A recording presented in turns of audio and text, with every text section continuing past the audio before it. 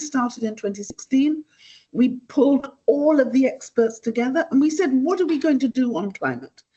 And they came up with this idea with us that we needed a regenerative approach to climate change, not just to adapt, not just to mitigate, but to reverse it. And in 2016, when we said we needed reversal, people were sort of saying, we're crazy, you can't reverse it. Well, you can, and we must. And if you look at 2025, everybody's now talking about reversal. But then we also noticed that one of the things we weren't concentrating on was oceans, because oceans is the greatest sequestrator of carbon, and it was becoming polluted, and the world was getting hotter and hotter as a result. So we knew we had to do something practical about it. So the Commonwealth, if you remember, came up with the Commonwealth Blue Charter, which has been a phenomenal success. And then we looked at, what are we going to do about trade? We've talked on so many occasions about where the trade was. When we started talking, the trade was about 564 billion. It is now about 950 billion. It's going to be 1 trillion by 2026, 2 trillion by 2030. So that was trade. Then we launched the Innovation Hub because we knew that there was fantastic innovation taking all across our Commonwealth. How could we pool it? How could we use it? How could we share it? And after that, we went on to deal with health.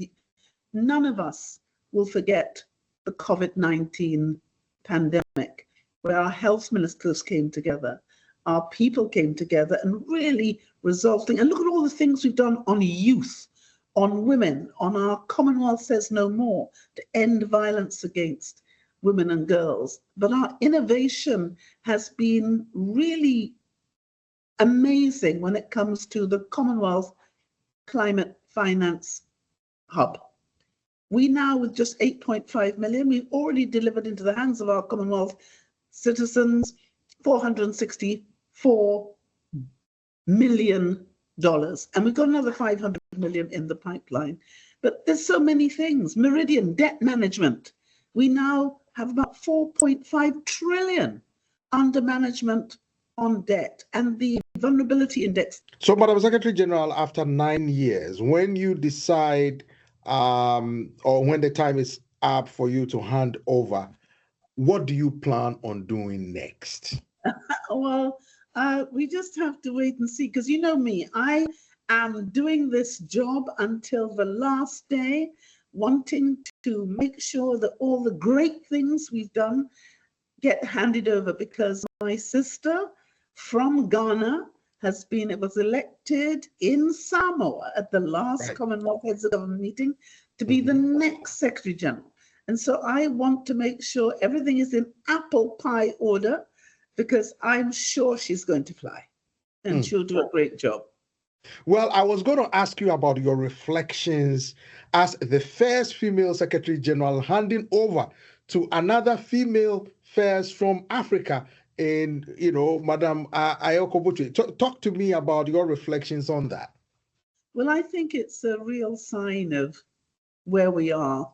I always said from the beginning, if you remember, that I was the first Secretary General for the Commonwealth, but I really hoped that I wouldn't be the last. And I hoped that we would be able to seamlessly go from one good Secretary General, which I hope I've tried to be, to another good Secretary General, almost without reference to whether that person is male or female.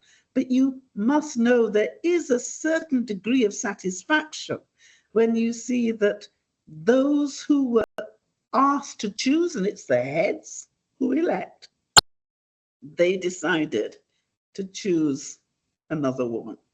So I think times are changing.